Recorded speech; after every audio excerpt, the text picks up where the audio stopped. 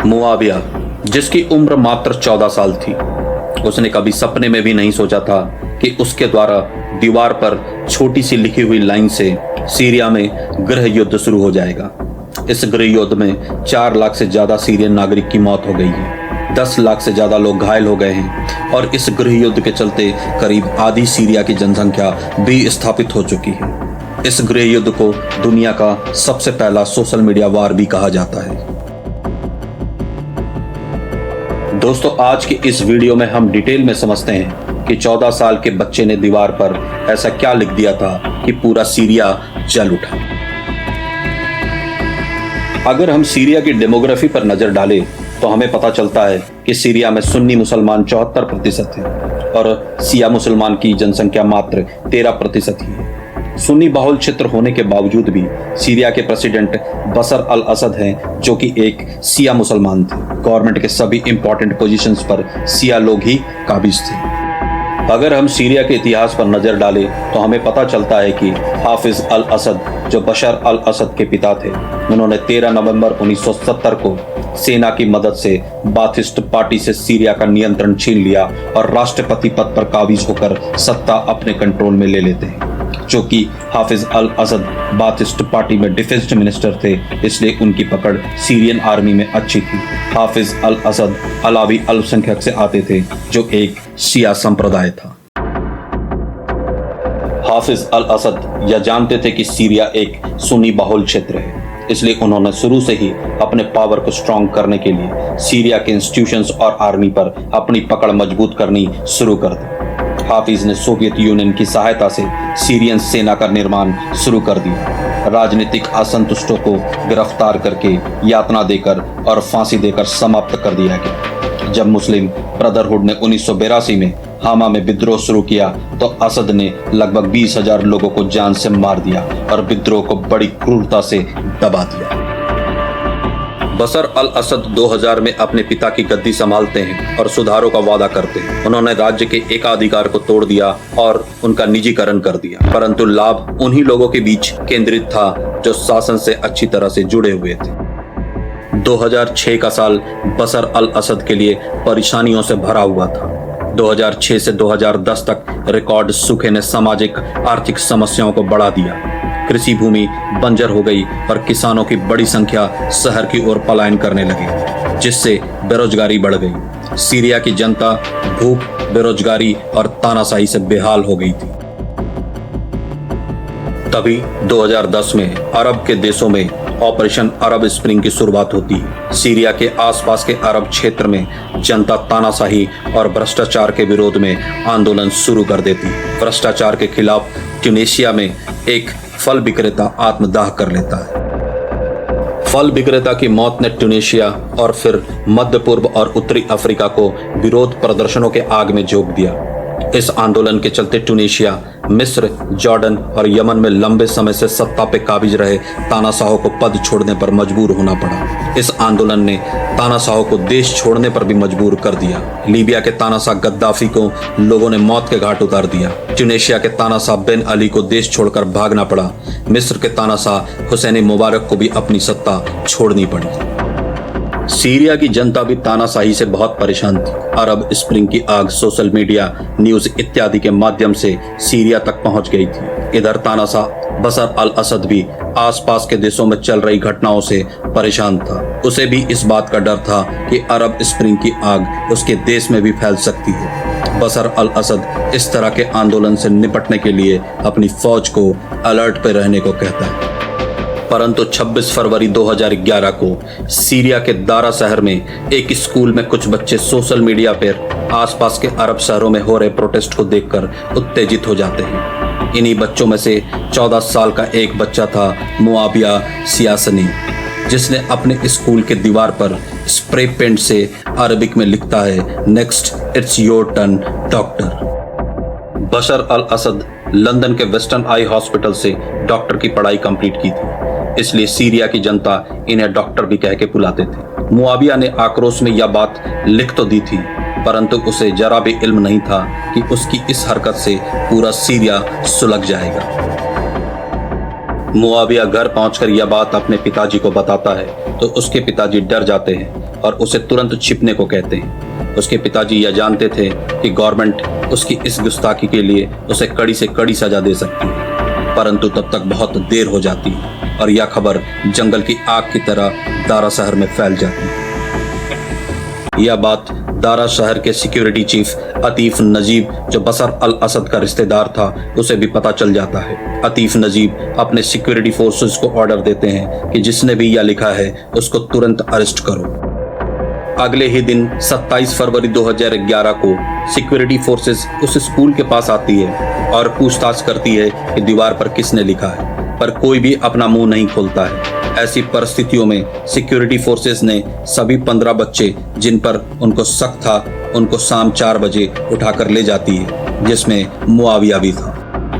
Security forces in बच्चों को ले जाकर टॉर्चर करती है, इन बच्चों को उल्टा लटकाकर पीटती है, इलेक्ट्रिक शॉक देती है, इनके नाखून नोच लेती है। सच जानने के लिए हद से ज्यादा यातनाएं दी जाती हैं। इधर इन बच्चों के पेरेंट्स सिक्योरिटी फोर्सेस से रिक्वेस्ट करते हैं कि उनके बच्चे बेकसूर है, उन्हें छोड़ दे, परंतु सिक्योरिटी फोर्सेस इनके पेरेंट्स से कहते हैं कि वो अपने बच्चों को भूल जाए और घर जाकर और बच्चे पैदा कर लें। सिक्योरिटी फोर्सेस के इस व्यवहार से पूरे दारा में आंदोलन की आग भड़क गई। लोग सड़कों पर उतरकर विरोध प्रदर्शन करने लगे। यह प्रदर्शन बहुत पीसफुल चल रहा था।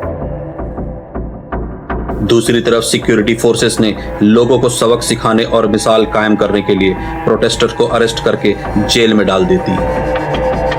दारा में चल रही शासन विरोधी प्रदर्शन सोशल मीडिया के माध्यम से जल्दी सीरिया के अन्य शहर जैसे दमास्कस, हामा और होम्स जैसे प्रमुख शहरों में फैल जाती है। लोग सड़क पर उतरकर बसर अल असद के खिलाफ प्रदर्शन करना शुरू कर देते हैं।